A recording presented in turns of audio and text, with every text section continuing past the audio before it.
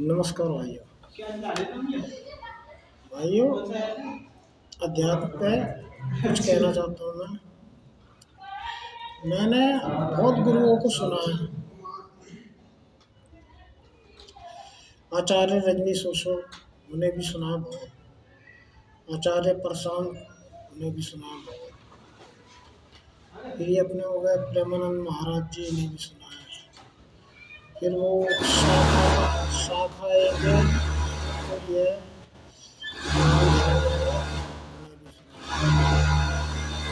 तो सबको सुनने के बाद में ऐसा हुआ कि मैं आचार्य प्रशांत को सुनने लगा तो वो कोई बता रहे थे तो कि हमारे से जुड़ो, गीता से जुड़ो। और उन्होंने बैंक डिटेल दे दी मुझे, मतलब कि उन्हें सुने होगे तो कैसे चैप्टर उपनिषद का कैसे कैसे क्या, तो उसको ओपन करोगे तो जो भी डोनेशन हो दान कर दो, 1 रुपया 10 रुपये जितनी तुम्हारी मर्जी हो वो कर दो। तो मैंने 1 रुपया कर दिया उसमें। मैंने कहा ज़्यादा नहीं देखता हूँ, 1 रुपया करा तो उपनिषदों की डिटेलें आने लग गई। फिर वहाँ से कॉलें भी आने लग गई कि मिलो, आज हमारे गुरुजी से मिलना चाहते हो, हमसे मिलना चाहते हो। फिर मैंने कहा कि मैंने सुना है ओशो से हटने का मेरा दिल नहीं है। ओशो की स्पीच ही मुझे भाती है और किसी की स्पीच आती है। वैसे प्रेमानंद महाराज जी बहुत बढ़िया गुरु हैं, ऐसी बात नहीं। मैंने उन्हें सुना, सत्य उनका भी बहुत बढ़िया। मेरे तजुर्बे से आज की देखा जाए तो जितने भी गुरु हैं, आचार्य प्रशांत बेस्ट हैं। पर अपनी अपनी चॉइस है। कोई मोहम्मद को मानता है, कोई जीसस को मानता है, कोई सिख को मानता है। अपने पारसी लोग हो गए वो उन्हें मानते हैं जो उनका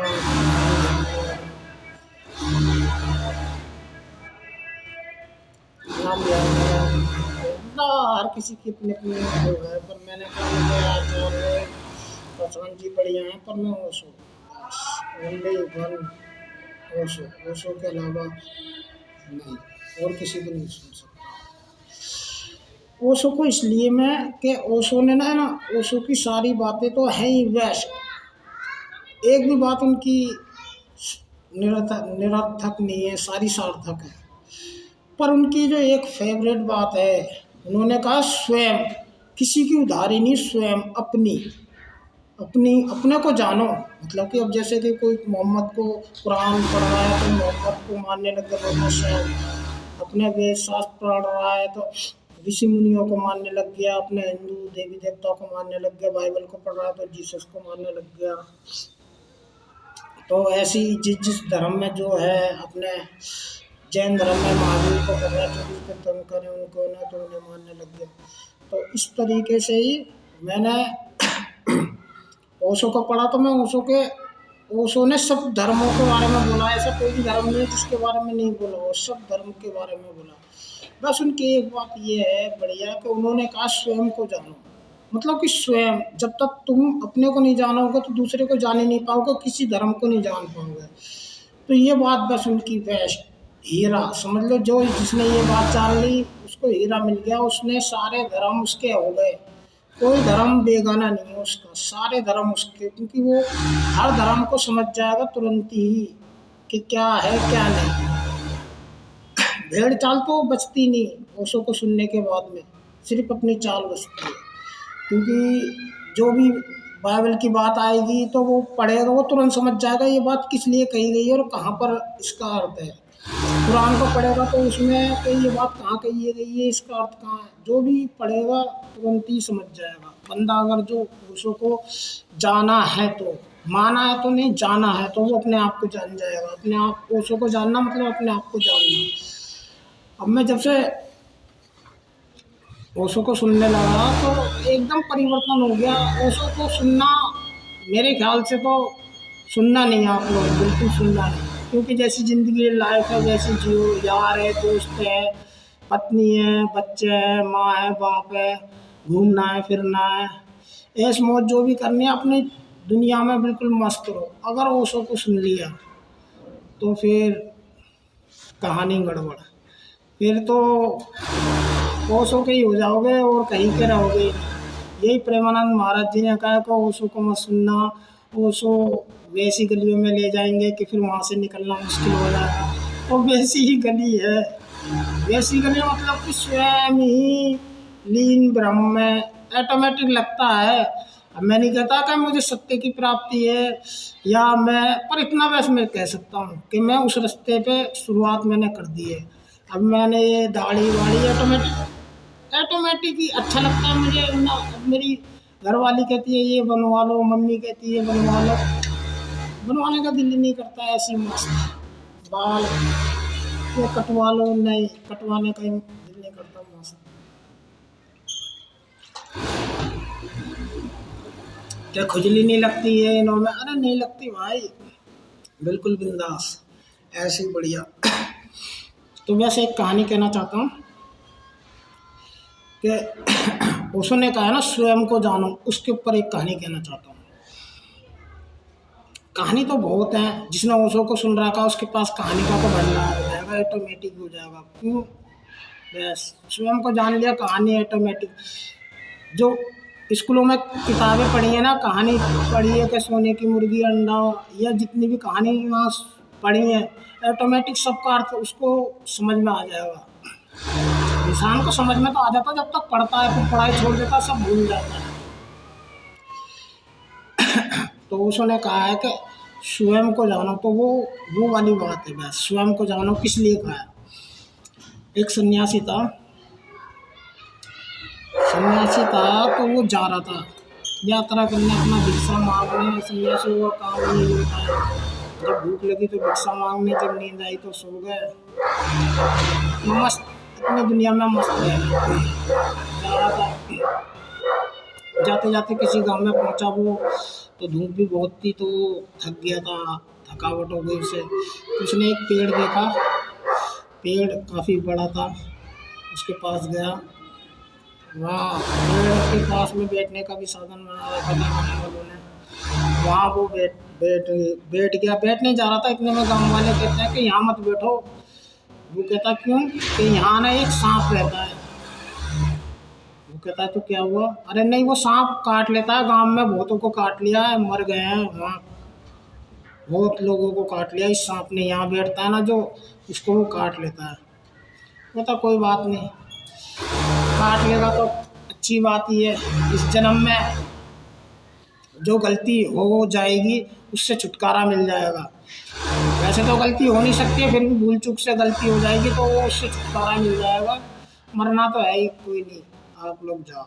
वो सन्यासी बैठ जाता है। अब सांप निकलता है वहाँ से, सांप निकलता है तो उसकी तरफ को आता है, पर सन्यासियों का तो हिसाब ही ऐसा होता है कि वो बैठ गए, उसके आसपास की भी हवा बदल जाती है, ऐसे सर्प भी शांत हो जाता है। तो सर्प से सन्यासी कहते हैं कि तू काटता क्यों है सबको? गांव वाले को बहुत दुखी कर रहा था, जो भी बैठता है यहाँ उसे काट लेता है, या जब भी तो बिल से बाहर निकलता है किसी न किसी को तस्वीर के अंदर जाता है। ऐसा क्यों? अरे कुछ ना कुछ गलती करी, जब भी तो तू आज ये सांप बना हुआ है। मुक्ति मुक्ति इसका कुछ उपाय कर, इससे योनि से मुक्ति पा, मुक्त हो जा।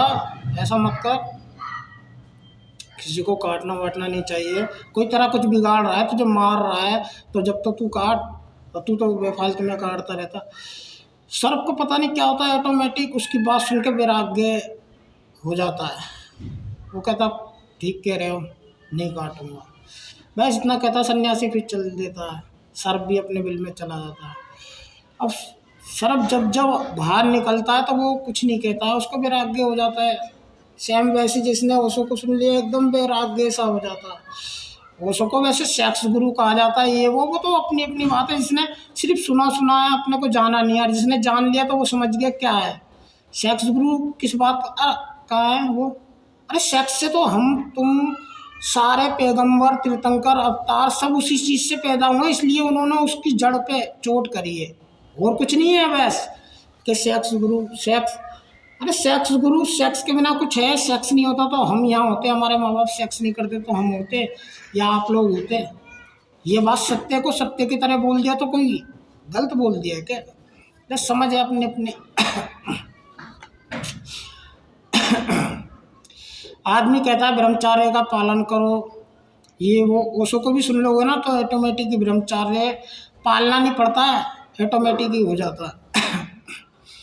अब मेरी शादी हो गई है, बच्चे हैं, तो इसका मतलब मैं उसको सुनता हूँ तो मतलब ब्रह्मचर्य का पालन करो। वो बीवी है, बच्चे हैं, पढ़ रहे हैं, लिख रहे हैं, वो सब छोड़ छाड़ के और सब भिक्षा भिक्षा मांगने चला जाओ, ऐसी सीख नहीं दी है ओशो ने। ओशो ने घर गृहस्थी वाला सन्यासी कहा है, उनको सुन लिया तो खत्म ही कहानी। ये इधर उधर भागना, तुरंत ही जाओ वहीं पे ही संन्यास है ऑटोमेटिक। तो सर्प को विराग्य ऐसा ही हो जाता है।